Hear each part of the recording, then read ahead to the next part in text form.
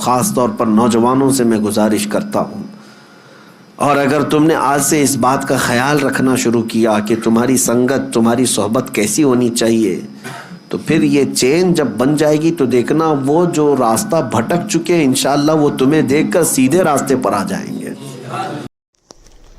السلام علیکم ورحمۃ اللہ وبرکاتہ۔ آپ لوگ دیکھ رہے ہیں اظہری نیٹ ورک چینل، تو ہمارے چینل کو سبسکرائب کریں اور بیل آئیکن دبانا بالکل ہی نہ بھولیں، اس لیے کہ آپ کے پاس ہماری نئی ویڈیو کی نوٹیفیکیشن آتی رہے۔ تو بیان کو شروع کرتے ہیں۔ وہ خود بھی آ جائیں گے، کیوں؟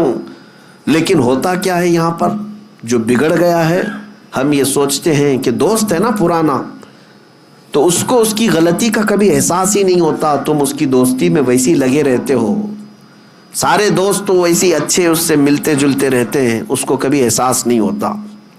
لیکن سارے دوستوں نے اگر اس کو چھوڑ دیا اچانک کہ تو شراب کیوں پی رہا ہے، تو نشہ کیوں کر رہا ہے، تو زنا پر کیوں گیا تھا، تو سود کا کاروبار کیوں کر رہا ہے، اگر دوستوں نے اسے چھوڑ دیا تو اسے اسی دن احساس ہونے لگ جائے گا کہ میں کچھ غلط کر رہا ہوں جس کی وجہ سے میرے ساتھیوں نے مجھے چھوڑ دیا ہے۔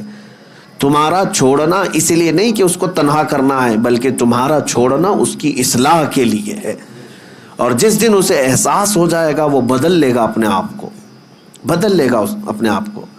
میرے عزیزوں، میں آپ کو بتاؤں،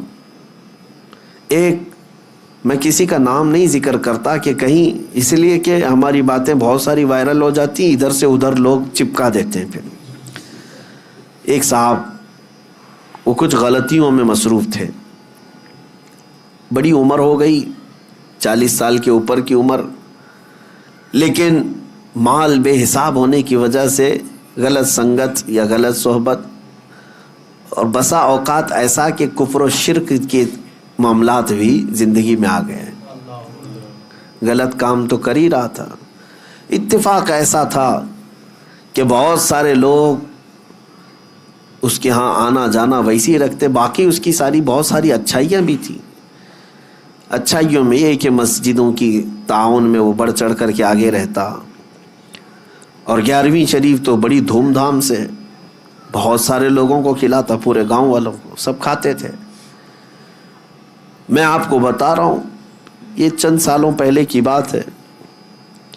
اب اس شخص کی ایک خواہش یہ تھی کہ بہت سارے لوگ آتے بھی جاتے ہیں میرے پاس، میں یہ اپنی تعریف کے لیے نہیں کہہ رہا، میں آپ کو ایک مثال دے رہا ہوں۔ میرے پاس ایک سال دعوت آئی اور کہا کہ مجھے آپ کو میرے ہاں آنا ہے، فلاں دن ہے۔ مجھے تو اس بات کا علم نہیں تھا کہ کیا کیا ہوتا ہے، میں نے قبول کر لیا۔ پھر وقت قریب آتے آتے مجھے بہت ساری چیزیں معلوم ہوئی، اور اتنی سخت چیزیں تھیں کہ جس کی اصلاح بہت ضروری ہے۔ کچھ معاملات ایسے ہوتے ہیں کہ جس کو نظر انداز کیا جا سکتا ہے، لیکن کچھ ایسے ہیں جس کو نظر انداز کرنا آسان نہیں، جہنم میں لے جانے والے اعمال ہیں۔ پھر جب میرے پاس یہ باتیں آئی تو پھر شاید 2-3 دن بچے ہوں گے، تب میں نے پیغام بھجوایا کہ اس بار آپ مجھے بلانے کے لیے ضد کر رہے ہو، میں ہرگز نہیں آؤں گا جب تک تم ان تمام چیزوں سے توبہ نہیں کرتے۔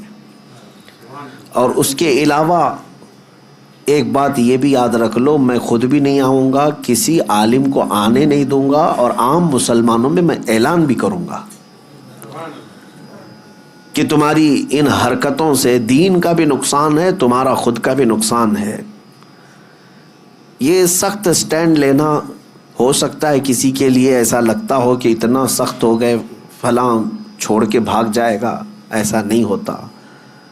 میرے عزیزو، شاید یہ دوپہر سے شام کی بات ہوگی، شام تک وہ بندہ جب دیکھا یہ سارے معاملات، ساری تیاریوں کے ساتھ آ کر کے کھل کر سب کے سامنے اپنی توبہ اور برات کا اظہار کیا۔